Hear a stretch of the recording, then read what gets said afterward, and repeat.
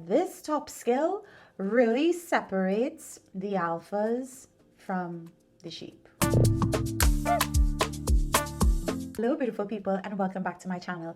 Today I am sharing with you the top skill that you need to possess if you are a female entrepreneur. Before I share this top skill, I want to say that I have come up with this as the top skill from my years of experience coaching high-performing women, female CEOs, and women who are entrepreneurs. I too am an entrepreneur. I've been in this game of entrepreneurship for close to 7 years, and I can say that this top skill really separates the alphas from the sheep. This skill has the ability to make women substantial amounts of money and walk them into an abundance of success. But not everybody gets it right. And that skill is taking the personal out of business. Yes, ladies, you heard me, and let me say it again. The skill and the art of taking the personal out of business. As a female entrepreneur, we are highly influenced by our personal motives. That is, the things that we like, the things that fill us up, the things that we desire to have or aspire to be, they all have an impact and in some way influence our business. And most times, female entrepreneurs, you are the only person in your business. You are the marketing, you are the sales, you are the visionary, you are the strategist, you are basically the CEO, the janitor, and everything in between. And because you're all of those things, it becomes so very easy to bring in your personal agendas into running your business. And that also means that the bad things, the toxic things, the things that don't serve your business, like jealousy, like comparing, like insecurity, like limiting beliefs, can also start trickling into the way that you run your business. Now, this is extremely counterproductive to you running a successful business. Instead of running the business with a consideration of what the business needs, your personal insecurities and your personal limitations are now running the business. So because you don't feel confident, you don't put out content. Because you feel that there's too many people in the market, you don't give your business a chance to succeed. Because you feel like your idea is not good enough, you don't give your business a chance. You see where I'm going with this? A lot of times we as women get so caught up in ourselves that we forget that the business is actually a separate legal entity. And this is why I implore female entrepreneurs to register their businesses and create LLCs. When you create an LLC, it means that your business is separate from you and it has an identity of its own. That also means that it has its own vision, its own agenda, its own clientele, its own marketing strategy, its own sales funnel. And the earlier we as women are able to separate ourselves from our business is when we make so much room for our businesses to fulfill its vision and its purpose. By removing the personal from business, we also stop the negative stereotypes of women being emotional leaders and women being too emotive when running businesses and making tough decisions. Research continues to show that female entrepreneurs are severely underfunded by venture capitalists and investors.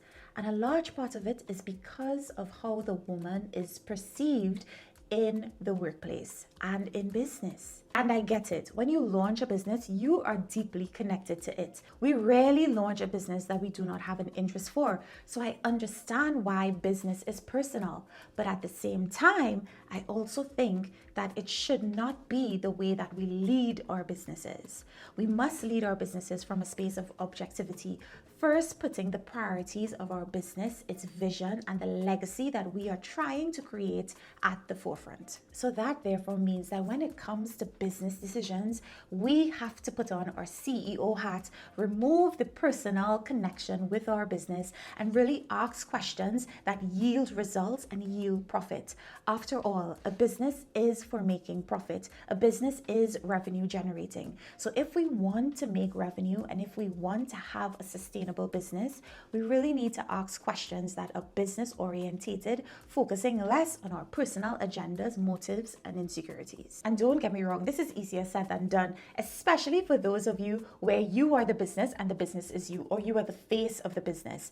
I can empathize because I was there. When I launched my coaching and consultancy business, Alphastute, I was the face of the business. And of course, I was running the business from a very emotional place. But then I realized that my business had a clientele that was very different from me as a personal brand. I also started to see that my business had a vision that was bigger than I could even comprehend. I also realized that at the end of the day, my business was a separate entity from myself. I had to pay taxes for it. I had to ensure that I was recording and bookkeeping all of what we were spending money on. And those are things that I wouldn't necessarily do in my personal life. I had to come home to treating my business as an entity of its own. And when I started doing that, I started to experience so much more success and so much more flow and ease with doing business because I was no longer conflicted or confused or simply biased. Truly, entrepreneurship is already hard. And we as human beings, we come with so many flaws, we come with so many agendas, and we also come with a lot of unresolved issues, which your business doesn't deserve to be exposed to and led by. So take a moment to step back from your business, write down all of what are your personal issues, and then write down what is your business here to do. And you will see that this is two very different things.